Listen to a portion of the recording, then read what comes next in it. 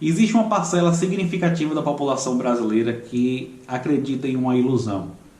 Acredita que a crise econômica que estamos vivenciando, de fechamento de empresas, desemprego e tal, ela é provocada pelas medidas de isolamento, né, pelo lockdown.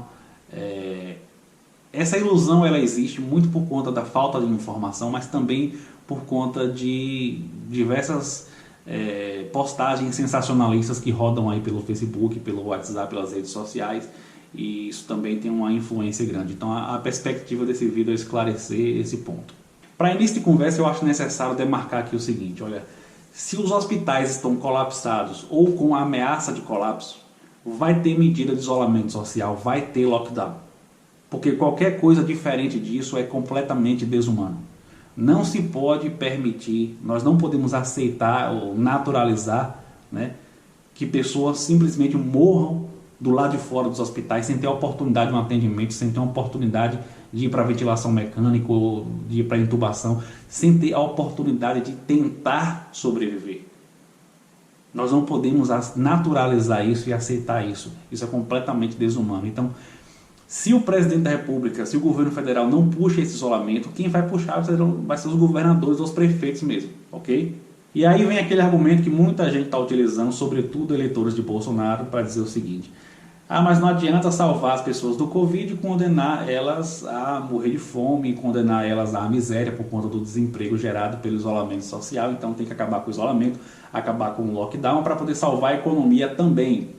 Porque salvar a economia é também salvar as pessoas. E aí as pessoas ficam atacando os governadores, porque são eles que estão promovendo as políticas de isolamento social e tal, e defendendo o fim do isolamento, enfim. Todos os países do mundo estão enfrentando a pandemia através de endividamento público. Ou vocês acham que a galera aí tem dinheiro a rodo para estar gastando na pandemia? Os outros países, seja da Europa, os Estados Unidos, ou China, ou seja lá qual for. Claro que não tem dinheiro para estar gastando, até porque está tendo redução de arrecadação por conta do isolamento social. A arrecadação caindo e os governos tendo necessidade de gastar mais. Todo mundo está aumentando dívida pública, emitindo novos títulos da dívida para enfrentar a pandemia. Os Estados Unidos acabou de anunciar, o governo norte-americano agora, um pacote de estímulo à economia, sabe de quanto?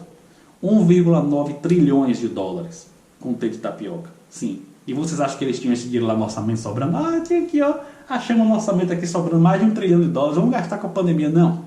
Eles evidentemente não tinham esse dinheiro. Eles estão se endividando. A dívida pública dos Estados Unidos está aumentando muito, mas muito nessa pandemia.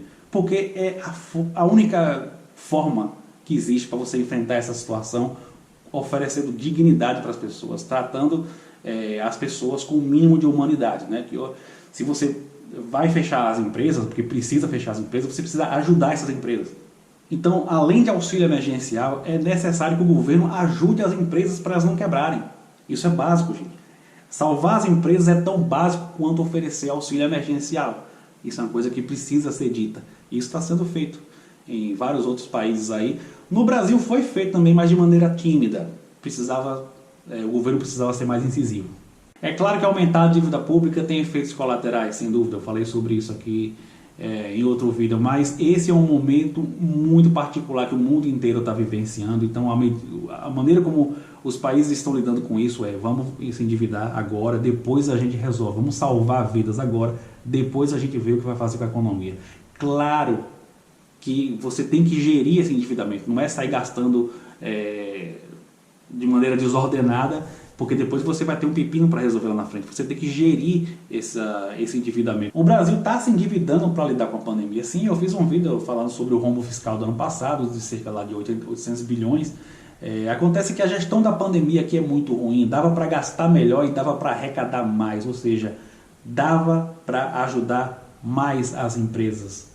Por exemplo, o auxílio emergencial. O governo acabou gastando demais nesse auxílio que foi concedido ano passado, porque muita gente recebeu indevidamente.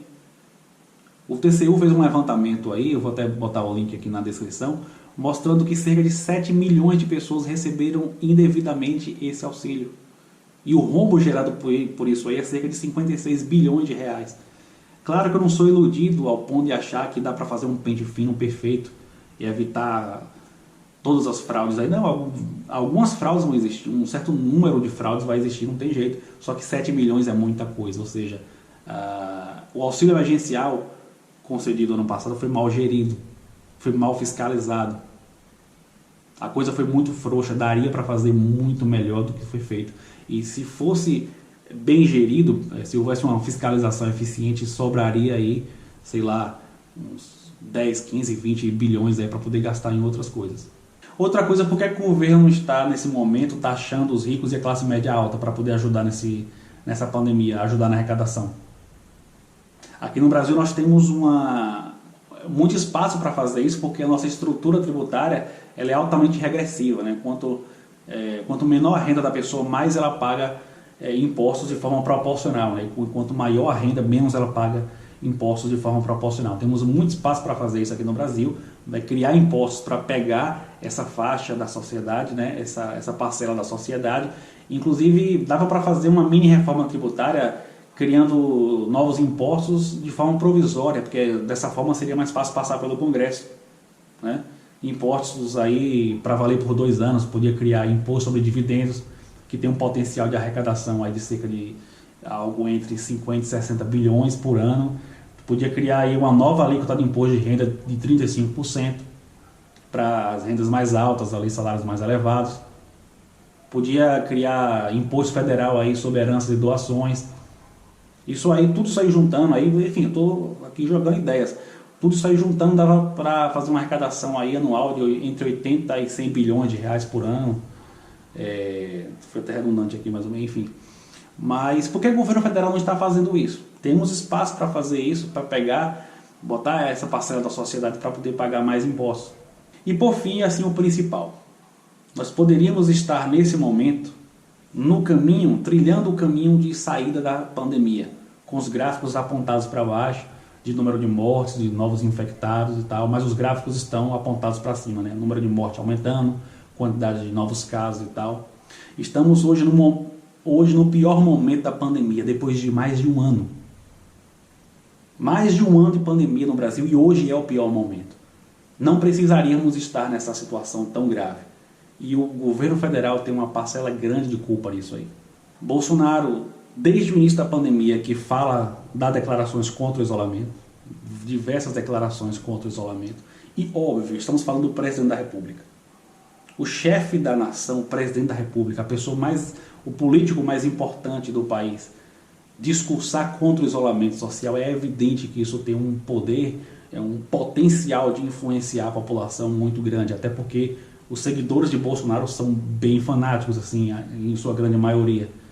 Claro que isso tem um potencial gigantesco de influenciar essas pessoas e um potencial gigantesco de reduzir o respeito ao isolamento social. Até porque o isolamento, você tem aquela parte do isolamento que as pessoas têm que cumprir, né? Tipo, fechou os bares, né? A pessoa não vai para um bar que está fechado, claro.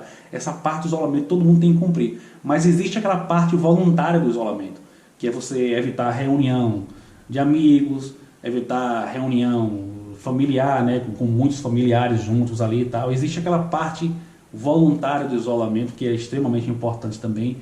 E nessa parte aí que a figura do presidente da República tem uma influência muito grande. Sobre a vacinação, poderíamos estar mais avançados. Inclusive a Pfizer emitiu um comunicado ano passado falando que ofereceu vacinas ao Brasil para ser entregues já ano passado e o governo recusou e tal. Poderíamos estar mais avançados no processo de vacinação. Então, assim, essa situação grave que existe nesse momento não precisaria ser tão grave assim, poderíamos estar numa situação melhor.